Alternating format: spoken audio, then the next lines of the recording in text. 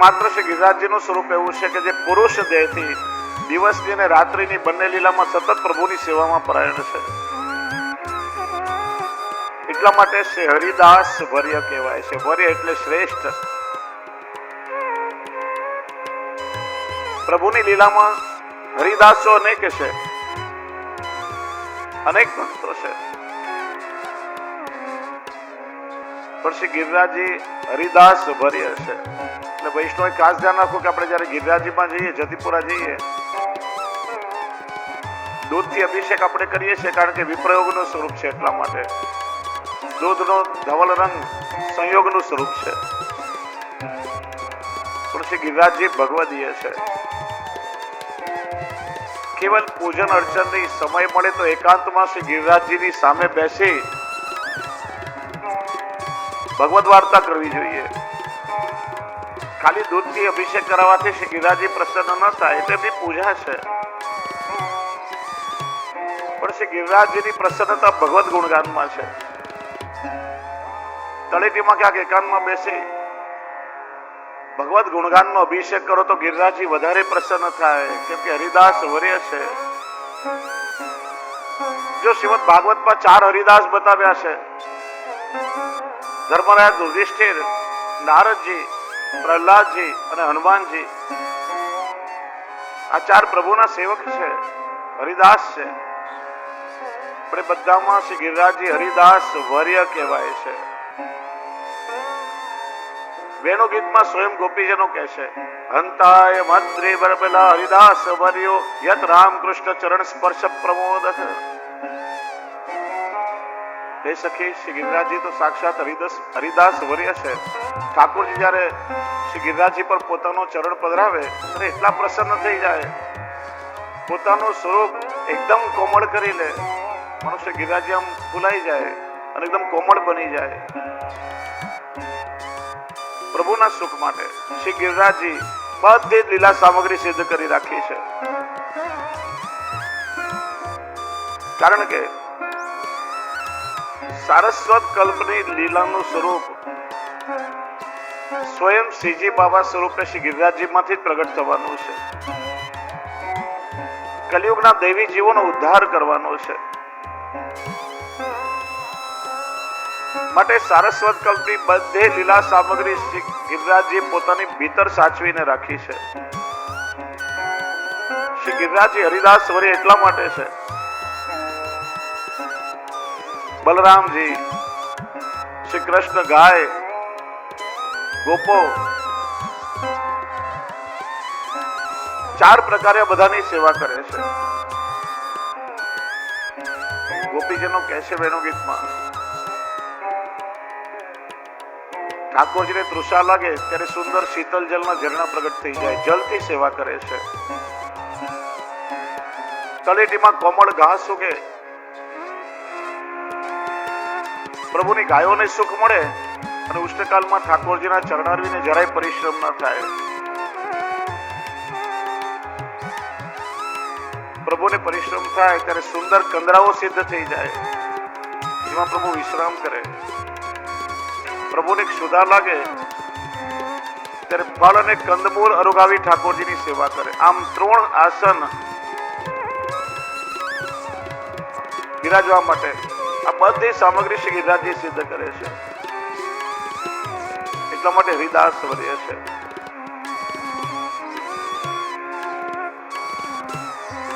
હવે જો શ્રીનાથજી અને આપણા શ્રી દ્વારકાનાથજી બંને શ્રી ગિરિરાજજીની ભીતર પધાર્યા, કઈ લીલાના સ્વરૂપો છે એ જાણવા માટે ગોવર્ધન લીલાનું વર્ણન કર્યું. ગિરિરાજ ભાવનું સ્વરૂપ કેવું છે કે સ્વયં પ્રભુએ એકવાર વિચાર કર્યો, મારા ભક્તો મારી સેવા કરે છે, પણ મારા ભક્તોમાં એવું શું છે કે જે મને વશમાં કરી લે છે? હું સદાય મારા ભક્તોને આધીન બની જઉં છું, હું એમની પાછળ પાછળ દોડું છું.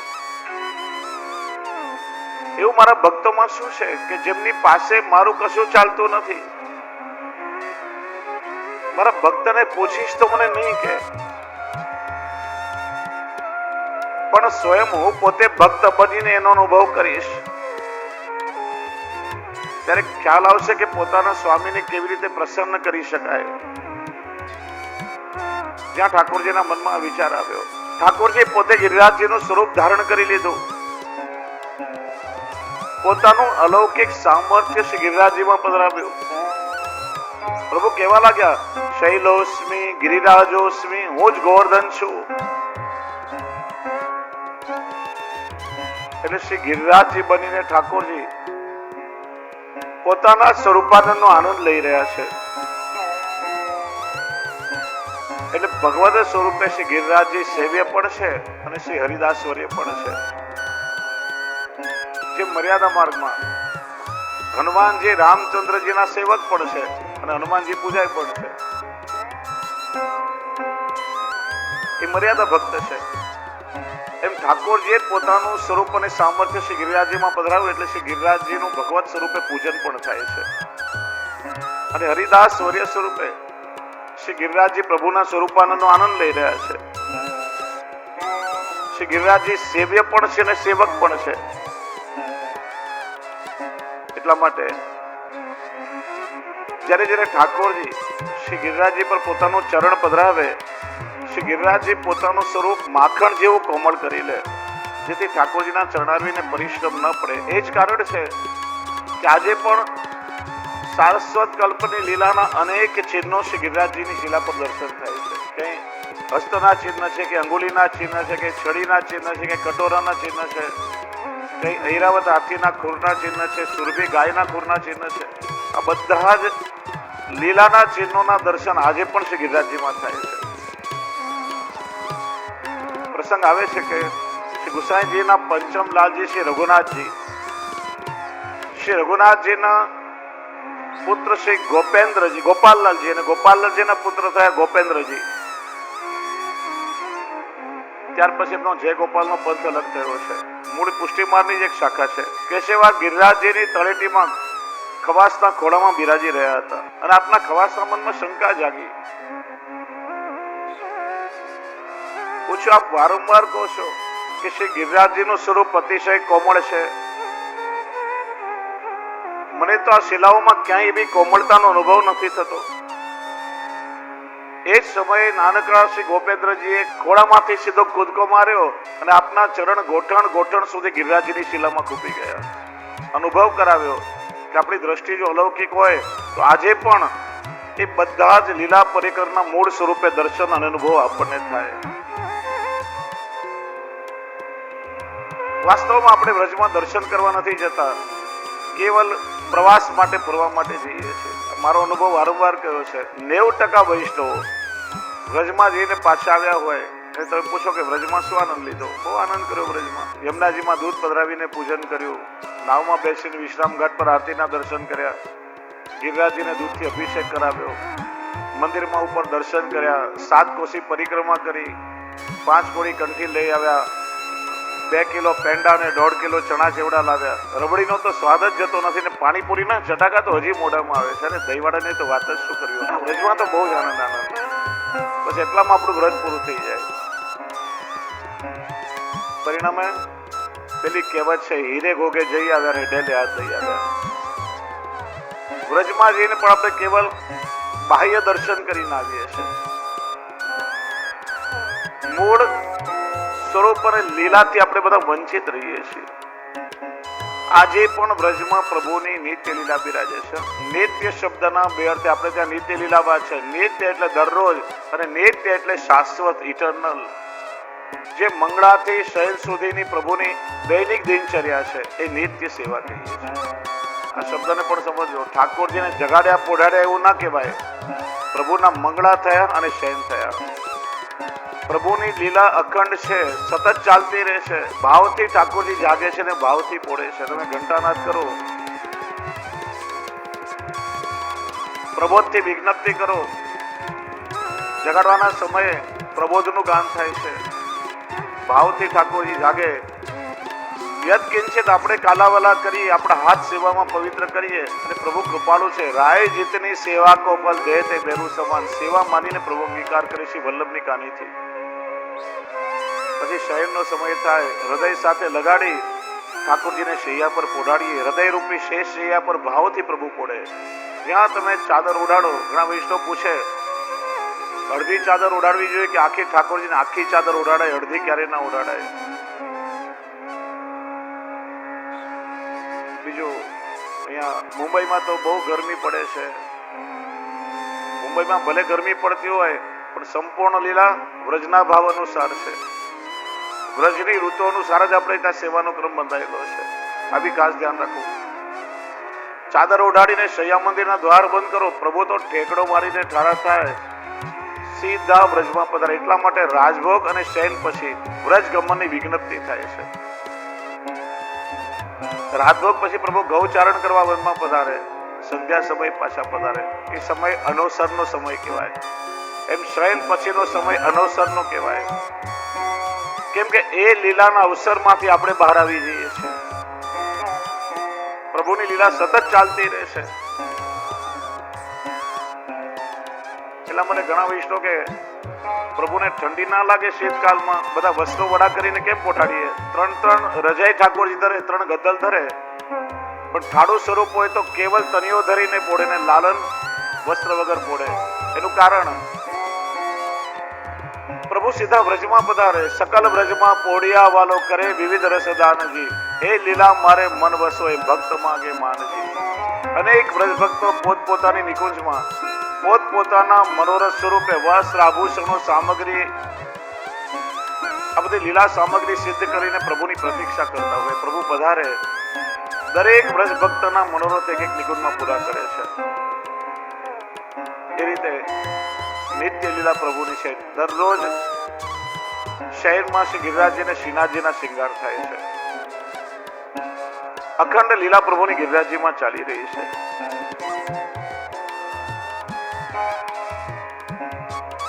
એટલા માટે ઠાકોરજી વિચાર કર્યો, શ્રી ગિરિરાજજી મારા પરમ ભક્ત છે, હું એમનું મહાત્મ્ય વધારું.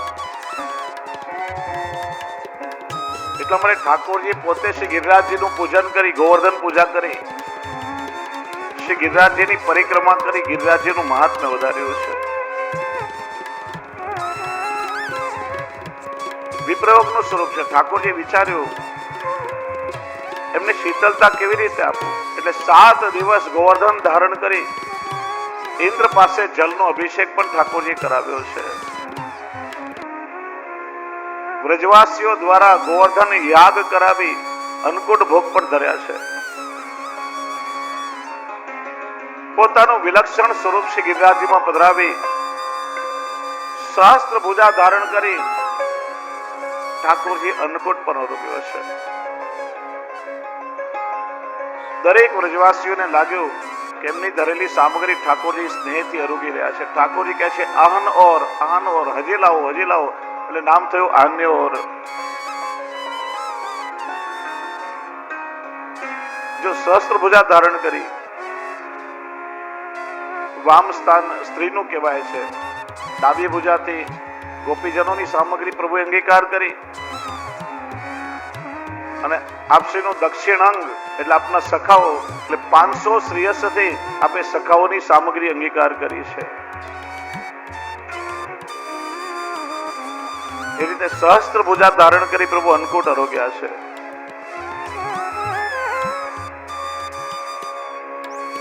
અને જો ગિરિરાજજીનું બીજું એક સ્વરૂપ,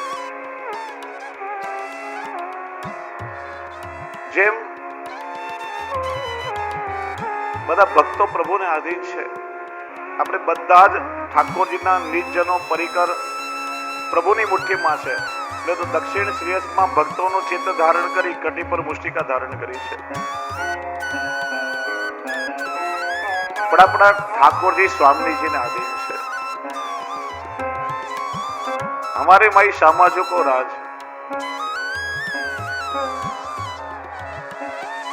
ब्रजना नाथ ठाकोरजी कहेवाय पण चाले स्वामीजी नो. स्वामीजी ની ઈચ્છા વગર ઠાકોરજી કઈ ના કરે. આપણે તિલક કરીએ છીએ ઠાકોરજીના ચરણ ચિહ્નની ભાવનાથી, ને ઠાકોરજી તિલક કરે છે એ સ્વામીજીના ચરણ ચિહ્નની ભાવનાથી.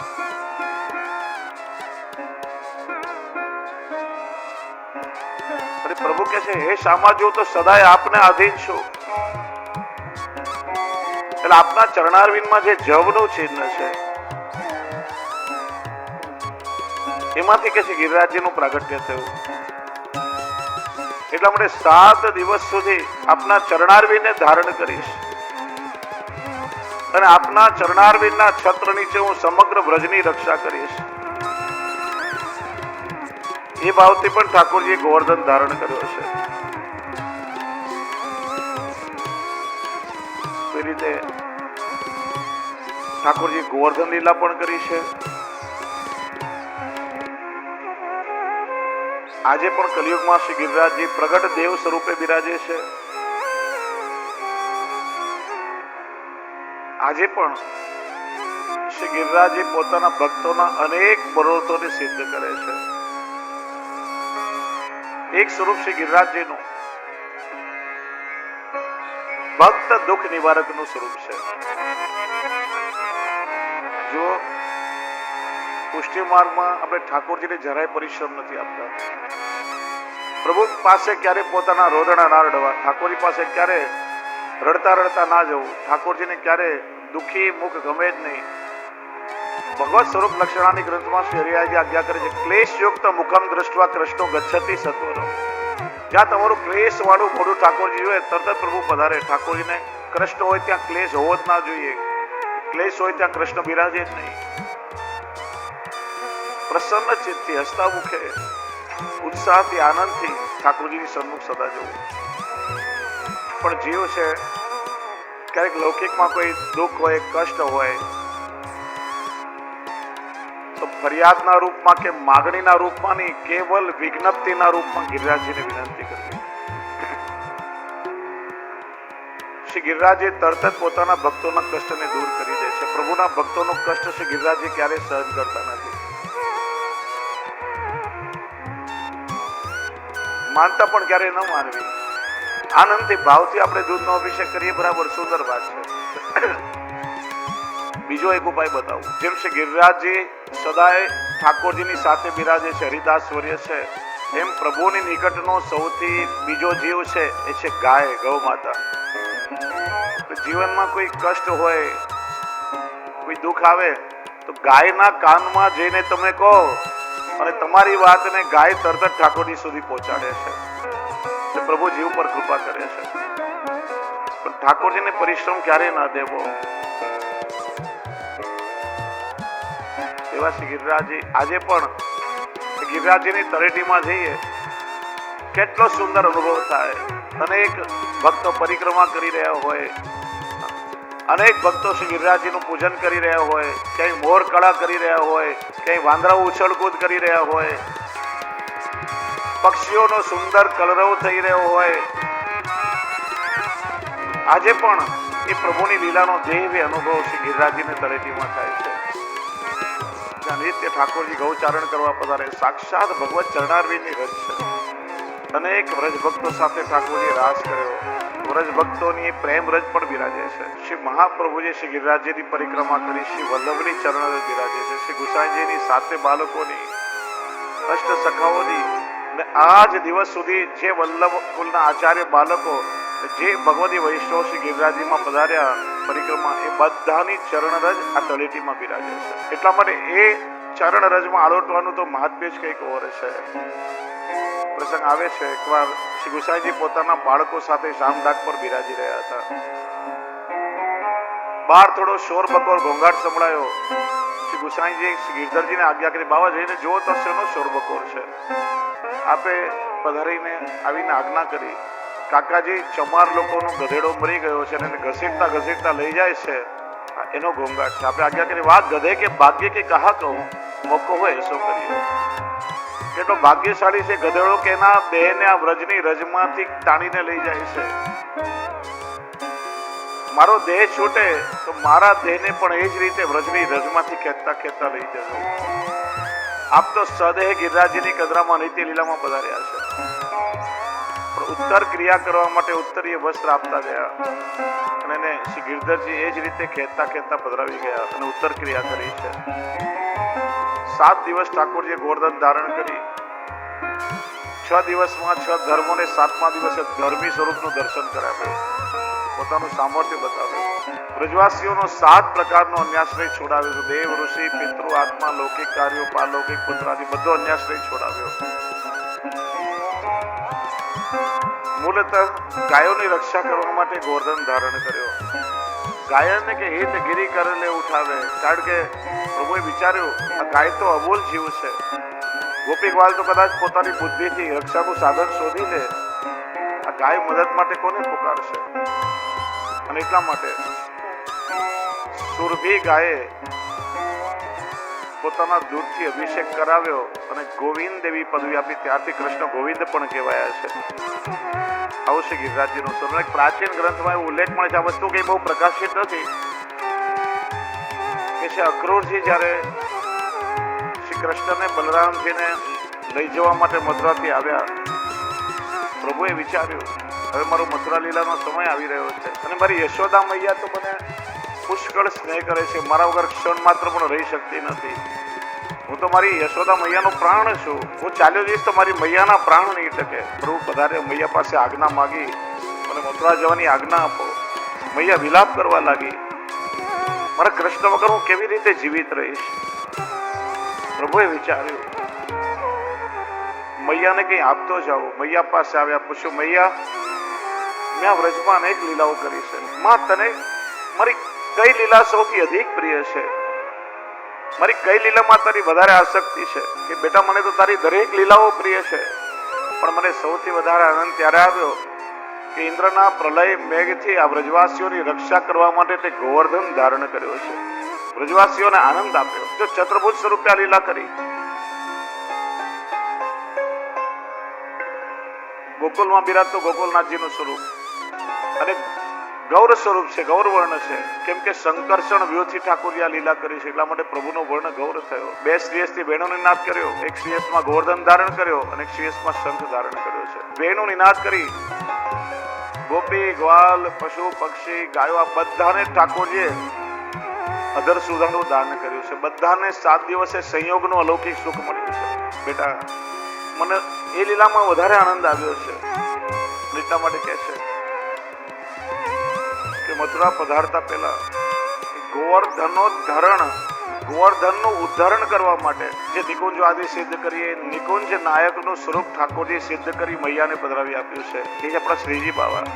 અને ભૂતલ પર બિરાજ્યા ત્યાં સુધી યશોદાજી નંદરાયજી સ્વરૂપની સેવા કરતા રહ્યા અને એમના દેહ ત્યાગ પછી સ્વરૂપ અંતર્ધાન થઈ ગયું. શ્રી ગિરિરાજજીમાં પધાર્યું છે અને આ જ નિકુંજ નાયકનું સ્વરૂપ શ્રી મહાપ્રભુજી પછીથી પ્રગટ કરાવ્યું. એટલે સારસ્વત કલ્પની લીલાનું સ્વરૂપ છે. કારણ કે યુગલ સ્વરૂપે અનેક લીલાઓ ગિરિરાજજીની કંદરામાં કરી. ગોવર્ધન ગિરી સઘન કંદરા રહે નિવાસ કયો પે પ્યારી. એટલે શ્રી મહાપ્રભુજી આ સ્વરૂપ પ્રગટ કરવાની સાથે જ શ્રીજી બાવા નિકુંજના દ્વાર પર ઠાડા છે અને પ્રિયા પ્રીતમનું રમણનું સ્વરૂપ એટલે નિકુંજ નાયક શ્રી દ્વારકાધીશ પ્રભુ બંને સાથે એક સમય પ્રગટ થયા છે. અને સાથે બીજો પણ એક ઉલ્લેખ મળે છે. જેમ નંદરાયજી યશોદાજીને શ્રી ગોવર્ધનનાથજીનું સ્વરૂપ પધરાવી આપ્યું, એવી રીતે જ્યારે કંસના કારાગૃહમાં ઠાકોરજી દેવકીજીના ત્યાં પ્રગટ થયા, સૌથી પ્રથમ પ્રભુ ચતુર્ભુજ સ્વરૂપે પ્રગટ થયા છે. તમદ્ભુતમ બાલકમમ ચતુર્ભુજ, તમદ્ભુતમ બાલકમમ ભુજેક્ષણમ ચતુર્ભુજમ શંખ ચક્ર ગદાર યુધાયુધમ શ્રીવત્સ લક્ષ્મમ ગલશોભિત કૌસ્તુભમ પીતાંબરમ સાંદ્ર પયોદ સૌભગમ. ચતુર્ભુજ સ્વરૂપે દર્શન આપી પાછા દ્વિભુજધારી બાળક બની ગયા છે. ચારે શ્રેયસમાં શંખ ચક્ર ગદા પદ્મ ધારણ કર્યા છે, અથવા ચારે વેદો જેમનું ગાન કરે છે, અથવા જીવના ચારે પુરુષાર્થો ધર્મ અર્થ કામ મોક્ષ પ્રભુ સિદ્ધ કરે છે, અથવા તો ભક્ત માટે પ્રમાણ પ્રમેય સાધન ફલ આ પ્રભુ પોતે છે. એટલા માટે ચતુર્ભુજમ આ સ્વરૂપ ઠાકોરજીએ વસુદેવ દેવકીજીને પધરાવી આપ્યું. વસુદેવ દેવકીજી ભૂતલ પર રહ્યા ત્યાં સુધી એમની સેવા કરી અને એમના ભૂતલ ત્યાગ પછી સ્વધામ પધારતા પહેલા આ દ્વારકા નગરીને ડૂબાડતા પહેલા ઠાકોરજીએ ગુરુ એટલે બૃહસ્પતિ અને વાયુ એટલે પવન દેવને આજ્ઞા કરી કે મારા આ સ્વરૂપને આકાશ માર્ગે પધરાવી ભારતના કેરલા પ્રાંતમાં અમુક સ્થાન છે ત્યાં તમે સ્થાપિત કરો. એટલે ગુરુ અને વાયુ એ બંને સાથે સ્વરૂપને પધરાવીને લઈ ગયા ત્યાં સ્થાપિત કરો. એટલા માટે એ સ્થાનનું નામ થયું છે ગુરુ વાયુર. બાલકૃષ્ણલાલજીનું ચતુર્ભુજ સ્વરૂપ આ એક માત્ર છે. એ સ્થાન આજે મધ્વ સંપ્રદાયના અનુયાયીઓના આત્માની પૂજા કરે છે. ત્યાં એક માત્ર ચતુર્ભુજ સ્વરૂપ બાલકૃષ્ણલાલજીનું છે. એ રીતે પ્રભુના ધામનું આપણે દર્શન કર્યું. શ્રી ગિરિરાજજી એ પ્રભુનું લીલા ધામ છે. વચ્ચે વચ્ચે નામ, સ્વરૂપ અને લીલાનું પણ આપણે ચિંતન કરશું. જેમ જેમ શ્રીનાથજીની લીલાઓનું ચિંતન કરશું તેમ તેમ અનુભૂતિ પણ થતી જશે. જેમ જેમ પ્રભુના ગુણગાન ગાશું દર્શનની પણ તીવ્ર ઈચ્છા થશે. પ્રભુનો વિરહ થશે. વિરહ થશે તો હૃદયમાં ઠાકોરજી કૃપા કરીને દર્શન આપશે. એકવાર સ્વરૂપ માધુરીમાં આસક્તિ થઈ જાય જીવની, જીવ પ્રભુ વગર રહી ના શકે. પછી લીલા માધુરીનો આનંદ લઈએ और ताप વધતો જાય. પ્રભુને પામવાની તીવ્ર ઈચ્છા જાગે. પછી કૃપા કરીને ઠાકોરજી સ્વરૂપાનંદનો અનુભવ કરાવે. જીવ વ્યસન અવસ્થાએ પહોંચે, જીવ પ્રભુને પામી લે, માનો એને પુષ્ટિનું ફળ મળી ગયું છે. જો વારંવાર કહું છું, આપણે ત્યાં બે શબ્દો છે, મેળવવું અને પામવું. કોઈ પણ વસ્તુ આપણને મળી હોય, રસ્તામાં ચાલતા ચાલતા કોઈનું પાકીટ જડે કે ચેન જડે તો આપણને મળ્યું એવું કહેવાય. પણ એ મળેલી વસ્તુ પર આપણો અધિકાર ના હોય, જેનું એને પાછું આપી દેવું પડે. મેળવેલી વસ્તુ કાયમ માટે ન રહે, પણ આપણે જયારે પ્રાપ્ત કરી લીધી, પામી ગયા, પછી કાયમ માટે આપણું થઈ જાય. લઘુરાસમાં ઠાકોરજીએ વ્રજભક્તોનો મનોરથ પૂરો કર્યો. પ્રભુ મળ્યા, પણ જ્યાં સૌભાગ્ય મદ આવ્યો, પ્રભુ તરત જ અંતર્ધાન થઈ ગયા. મળ્યા ખરા, પામી ન શક્યા. પછી જ્ઞાન થયું કે આપણા મદના કારણે પ્રભુ છોડીને પધાર્યા છે. રુદન કર્યું, ગોપી ગીતનું ગાન કર્યું, એમનામાં દીનતા આવી. પાછા પ્રભુ રાસેશ્વર સ્વરૂપે પ્રગટ થયા, મહારાસનું સુખ આપ્યું. પછી કાયમ માટે વ્રજભક્તો ઠાકોરજીને પામી ગયા છે. ધર્મ સ્વરૂપે ભલે વ્રજ છોડીને મથુરા પધાર્યા હોય, પણ ધર્મી સ્વરૂપે તો ક્યારે પણ ઠાકોરજી વ્રજ છોડીને બહાર પધાર્યા જ નથી. ભગવાને પ્રતિજ્ઞા કરી છે, વ્રજ વૃંદાવનમ ત્યક્ત્વા પાદમેકમ ન ગચ્છતિ. ઘણી વાર કથાઓ સાંભળી છે. ફરી કહું છું, બે સ્વરૂપે ઠાકોરજીનું પ્રાગટ્ય થયું છે. મથુરામાં ધર્મ સ્વરૂપે અને ગોકુલમાં ધર્મી વિશિષ્ટ સ્વરૂપે, રસોવૈશ્ય સ્વરૂપે. વસુદેવજી પધરાવીને ધર્મ સ્વરૂપને લાવ્યા. ધર્મ અને ધર્મી એક થયા, પાત્રમાં રસ આવી ગયો. પ્રભુ પરિપૂર્ણ થયા. 11 વર્ષ 52 દિવસ વ્રજમાં પુષ્ટિ લીલા કરી. પછી અક્રૂરજી સાથે કેવલ ધર્મ સ્વરૂપ પધાર્યા છે. ધર્મી તો આજે પણ વ્રજમાં નિત્ય બિરાજે છે. આજે પણ એ લીલા અખંડ અને અનંત ચાલી રહી છે. એમ શ્રી વલ્લભની કૃપાથી આપણને ઠાકોરજી મળ્યા છે, આપણા માથે બિરાજે છે ખરા. પણ તમે પોતાની જાતને પૂછો કે શું તમે ઠાકોરજીને પામી લીધા છે ખરા? શું આજે ઠાકોરજીની સેવામાં ક્રોધ નથી આવતો? રાગ, દ્વેષ, ઈર્ષા, અહંકાર બધું અંદર છે કે નહીં? હજી એકબીજાની અદેખાઈ આવે છે ને? લૌકિક પ્રપંચો બધા છૂટી ગયા છે. એનો અર્થ એ છે કે ઠાકોરજી આપણને મળ્યા છે, પણ હજી આપણે પામી શક્યા નથી. જે દિવસે પ્રભુને તમે પામી લેશો, શ્રી વલ્લભે એ પામવાનો માર્ગ તો બતાવ્યો છે. સેવા દ્વારા પ્રેમ, આસક્તિ, વ્યસન, તન્મયતા. પણ આપણે હજી સાધન દશામાં જીવીએ છીએ. સેવામાં એ ચિત્ત લૌકિકમાં ભટકતું રહે છે. વ્યસન તો બહુ દૂરની વસ્તુ રહી. એ સ્થિતિ આવશે ત્યારે તમે પ્રભુને પામી લેશો. પછી તમે ઠાકોરજી વગર નહીં રહી શકો ને ઠાકોરજી તમારા વગર ક્ષણ માત્ર નહીં રહી શકે. સતત પ્રભુ તમારી જોડે ને જોડે હશે. પ્રતિક્ષણ લીલાનો અનુભવ રહેશે. એ પ્રભુને પામવાનો માર્ગ શ્રી વલ્લભે બતાવ્યો છે. એ રીતે ઠાકોરજી કૃપા કરી છે. આપણે જો કે સારસ્વત કલ્પની લીલાનો સ્વરૂપ ઠાકોરજી પધરાવી આપ્યું. એ જ સ્વરૂપ શ્રી ગિરિરાજજીની કંદરામાં બિરાજ્યું. વર્ષો વીતી ગયા, યુગો વીત્યા છે. પ્રભુ પોતે પણ પ્રતીક્ષા કરી રહ્યા છે. ભવિષ્યમાં આ સારસ્વત કલ્પની બધી લીલા, વ્રત લીલાને મારે હવે ભૂતલ પર ફરીથી પ્રગટ કરવી છે. એ લીલા સૃષ્ટિને પ્રગટ કરવી છે, લીલા પરિકરને પ્રગટ કરવો છે. મારે પણ પ્રગટ થયેલી લીલા કરવી છે. હવે મારા શ્રી વલ્લભ પ્રગટ થાય, મને પ્રગટ કરાવે. એ અલૌકિક અવસર ધીરે ધીરે નજીક આવવા લાગ્યો.